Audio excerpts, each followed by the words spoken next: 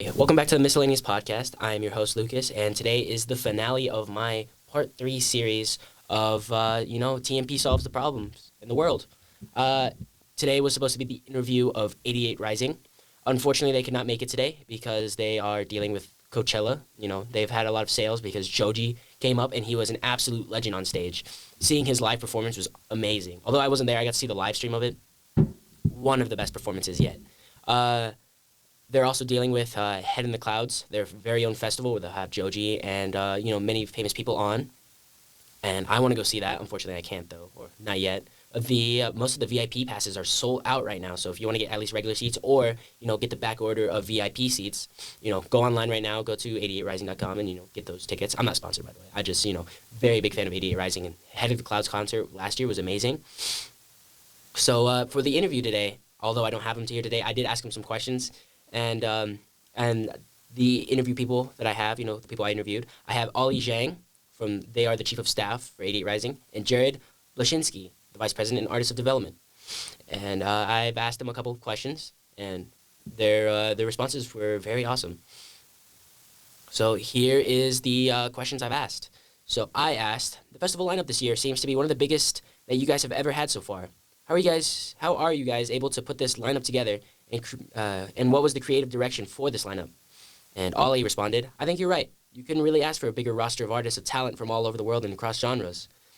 A festival is meant to be a platform to showcase artists that we love and respect and admire, but at the same time, we have legends like our own artists, like Joji, Nikki, and Brian, to come up, and they are upcoming artists, and we are really, really excited to see Linda Lindas or Luna Lee and Warren Hugh and so forth. And Jared says, I'll echo that. I think that's really special about having the Clouds more knowledge point is that we're not really bound by the genre. I think that a lot of festivals are, and I think it's one of the few festivals out where you can see someone like Joji and Millennium on the same lineup. I think that's really special, and we just have to get out that book of love and appreciate for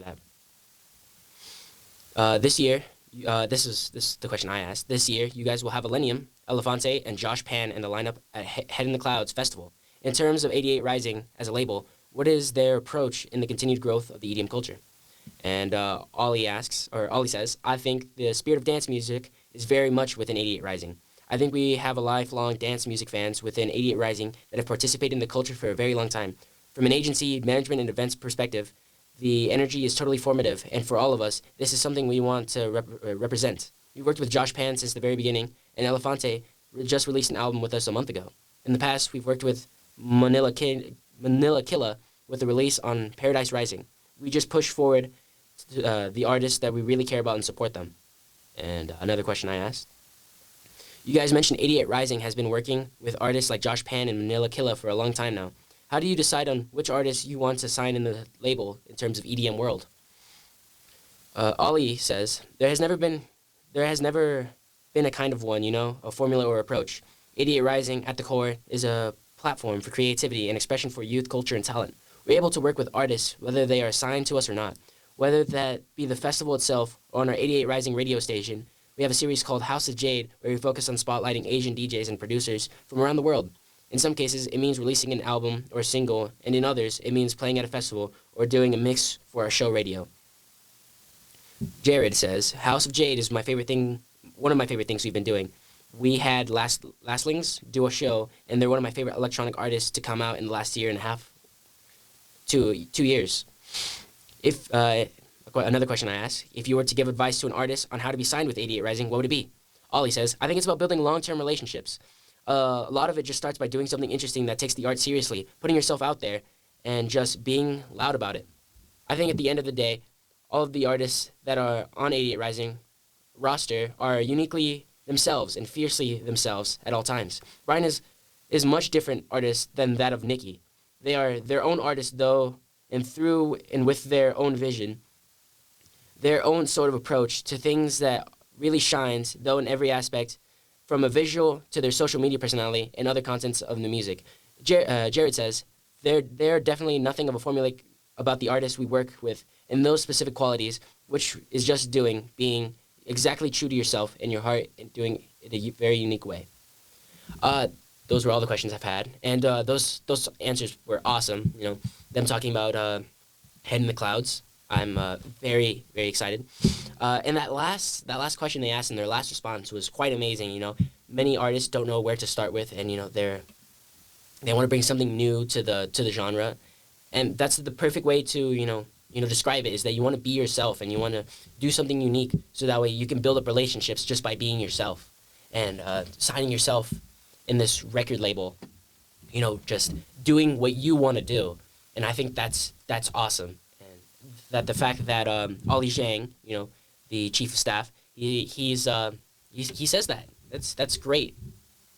I think more young artists that want to go to 88 Rising, they're accepting people from all over the world. So just be yourself, be who you want to be.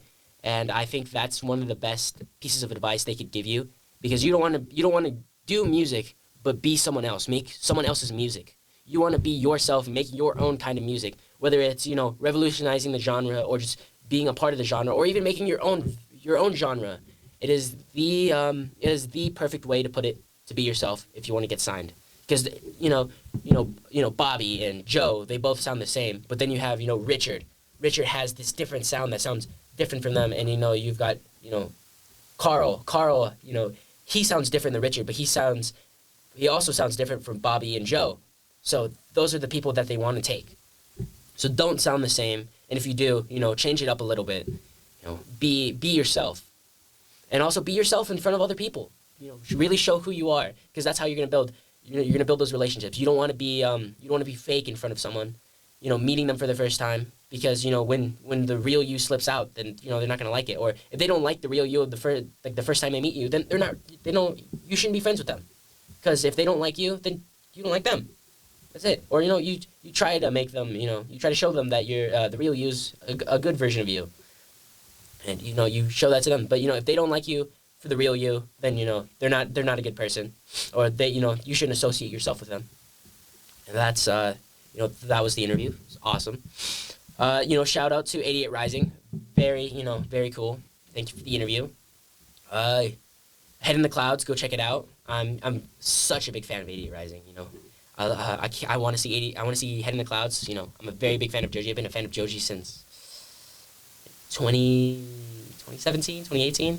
I think around 2017 though, he was still Pink Eye, or at least he was still had his music as Pink Eye. And I don't think he released his mainstream Joji music until 2018.